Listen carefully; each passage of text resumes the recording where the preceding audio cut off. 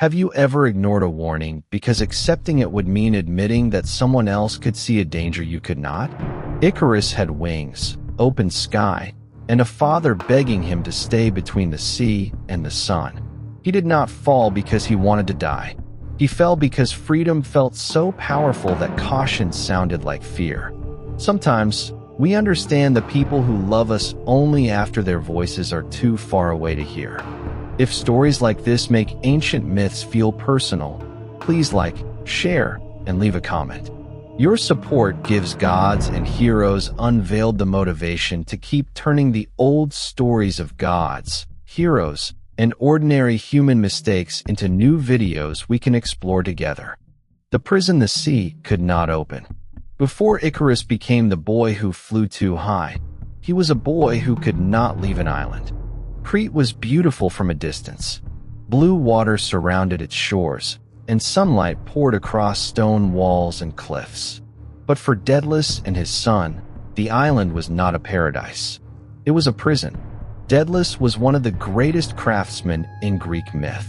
His genius had helped create the labyrinth, the impossible network of passages associated with King Minos and the Minotaur.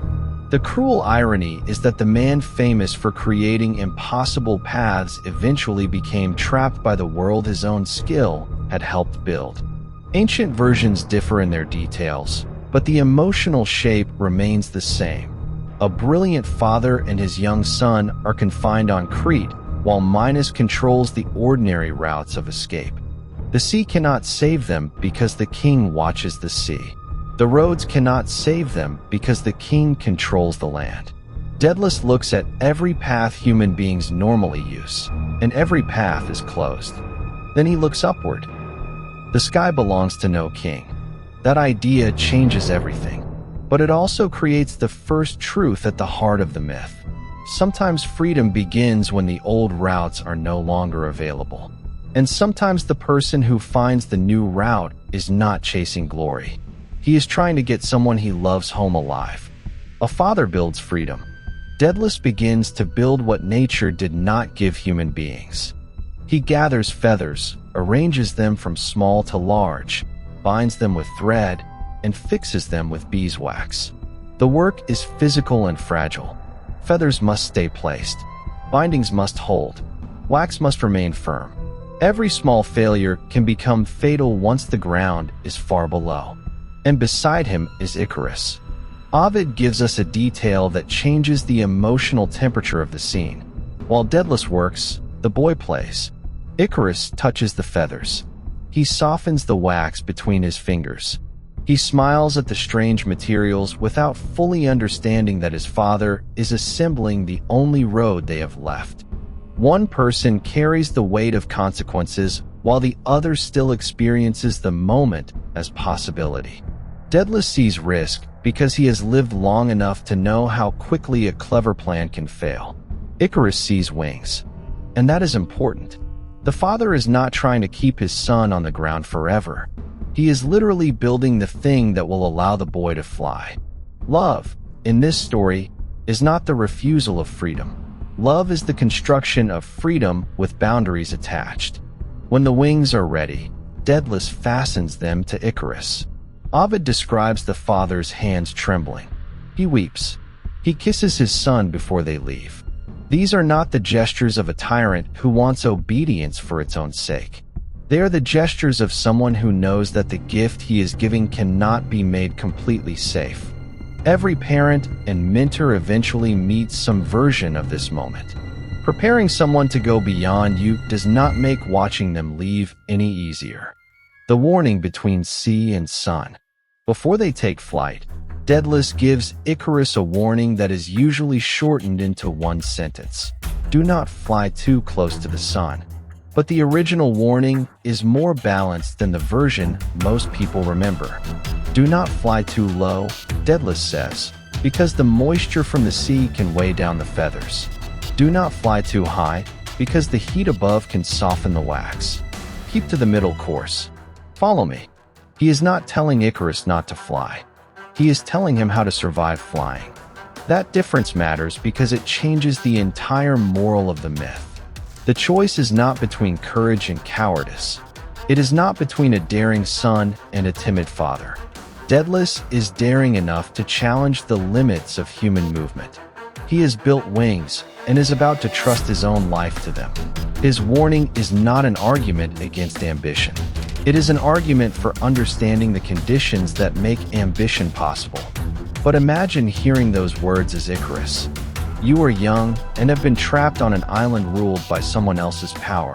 Your father chose the materials, built the wings, knows the route, and now tells you where and how to fly. Even loving guidance can feel like control when you are desperate to prove that you no longer need guidance. That is one reason this myth survives. The danger is not difficult to understand. The harder question is why warnings become irritating precisely when we most need to hear them. A warning from a stranger can sound like information. A warning from a parent can carry years of history and every earlier moment when you wanted to say, I know what I am doing. Then Daedalus jumps into the air. Icarus follows. And for a while, the warning seems unnecessary. The moment Icarus forgot who he was. At first, the flight works.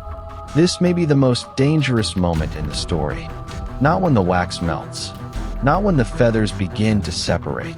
The most dangerous moment is when Icarus discovers that his father was right about the wings, because that success makes it easier to believe his father may be wrong about the limits. Below them, people look upward in astonishment. Two human figures are moving through the sky, seeming almost divine. Think about what that must feel like to a young man who has recently been a prisoner. A moment ago, walls and kings defined the size of his world. Now islands shrink beneath his feet, and the horizon opens in every direction. Every beat of the artificial wings says, you can do what human beings are not supposed to do. Freedom can be intoxicating when it arrives all at once. Icarus begins to climb. Perhaps he wants more distance from the water. Perhaps he wants to test the wings. Perhaps the simple joy of flight pulls him upward. The ancient poem does not need him to announce that he intends to challenge the gods. It is enough that he becomes captivated by the experience and leaves his guide. That is more human than the usual caricature of arrogance. Most of our worst decisions do not begin with the thought, I am going to destroy my life now. They begin with something that is working. One more risk because the last one paid off. One more message because this time sounded different. One more mile because the road still looks safe. Success is persuasive evidence, even when it is temporary. And somewhere below, Daedalus keeps looking back. The father who built the wings is still watching the son who has started to believe he no longer needs to be watched. The name no one answered.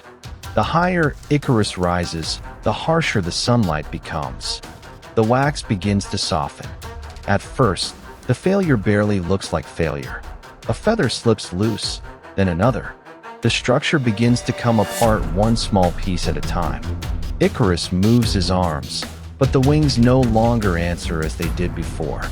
There is a terrible difference between choosing to climb and realizing you cannot choose to stay in the air. The sky that felt infinite becomes empty. The sea that looked small begins rushing closer. Icarus calls for his father. Then he falls. The ancient story does not end emotionally with the impact. It shifts to Daedalus. He looks back and cannot find the boy. He calls, Icarus. No answer. He calls again.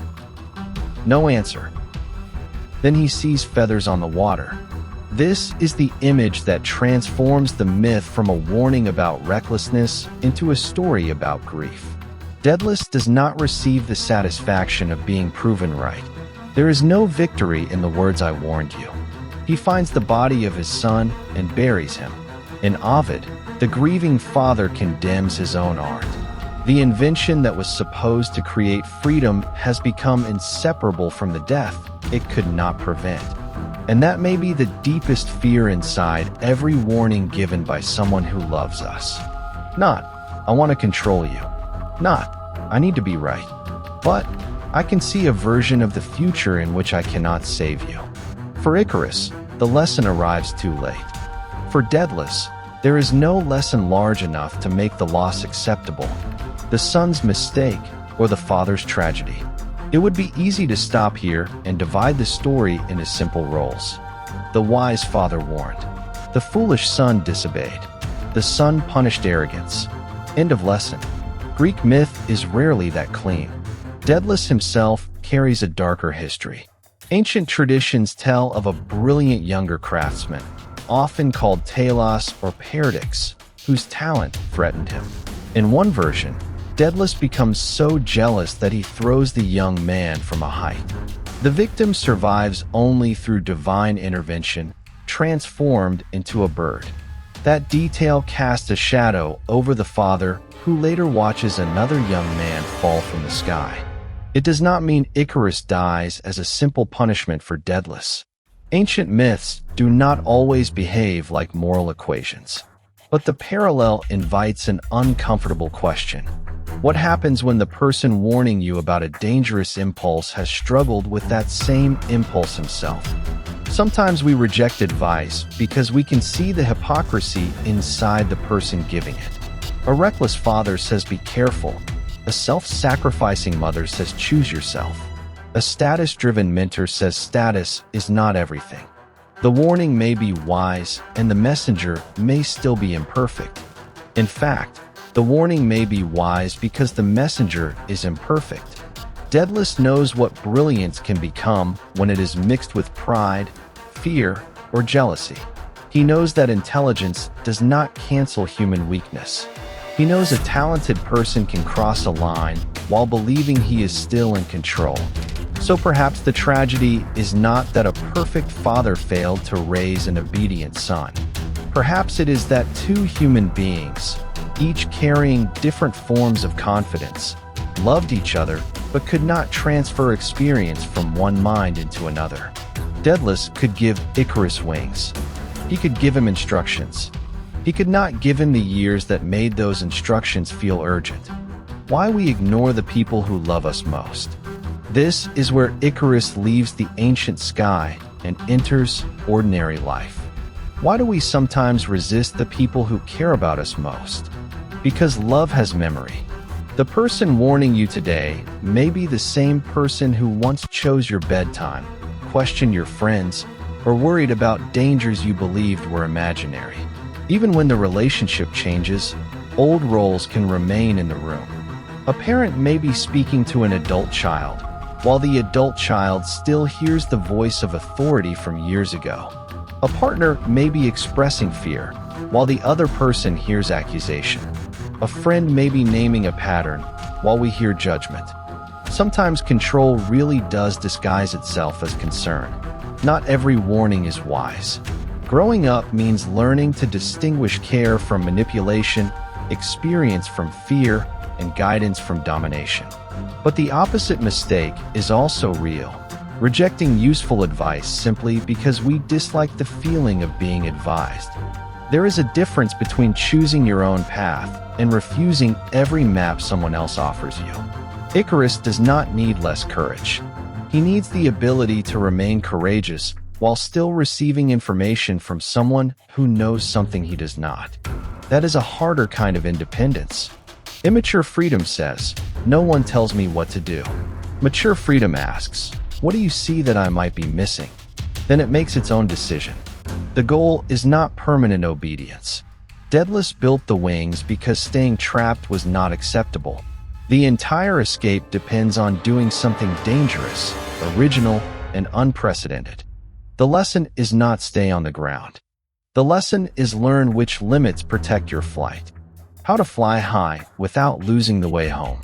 Icarus has survived for thousands of years in our imagination because almost everyone eventually stands somewhere between Daedalus and his son. Sometimes you are Icarus. You are tired of being told to wait. You want height, possibility, and a life that belongs to you. Sometimes you are Daedalus. You have already made mistakes that someone younger has not made yet. You want to protect them, but you know protection can become a cage if you never let them test their own wings. The myth does not give us an easy formula for that tension, but it gives us an image worth remembering. the middle path between sea and sun. Not because the middle is always morally superior, not because ambition should be small, but because sustainable freedom depends on knowing what can destroy the thing that gives you freedom in the first place. The wings are extraordinary, but they are still made of feathers, thread, and wax. Your dream may be extraordinary too, but your body needs rest, your plans need reality, and your independence still needs people you can call when you are wrong. Real courage is not pretending you have no limits. It is learning which limits are temporary walls to break, which are fears to challenge, and which are structural truths you ignore at your own cost. And if someone who loves you offers a warning, you do not have to obey automatically. But before you reject it, ask one question. Are they trying to keep me from flying? Or are they trying to help me stay in the air? For Daedalus, that difference was everything. He did not build wings so his son would remain behind him forever. He built them so they could escape together. Icarus wanted the sky to become completely his own. By the time he understood the fragility of the wings, the distance between freedom and falling had disappeared. Maybe that is why the story still hurts. We rarely recognize the most loving warnings because they sound beautiful. Often they sound annoying, repetitive, overly cautious, or afraid. And sometimes, years later, we hear the same words again in memory and finally understand what the person was trying to protect. If this story made you think of someone, a warning, or a choice from your own life, please like, share, and leave a comment. And if there is any god, hero, tragedy, relationship, emotion, or mystery from Greek mythology you want gods and heroes unveiled to explore next, tell us below. Your idea may become one of our next journeys into the ancient world.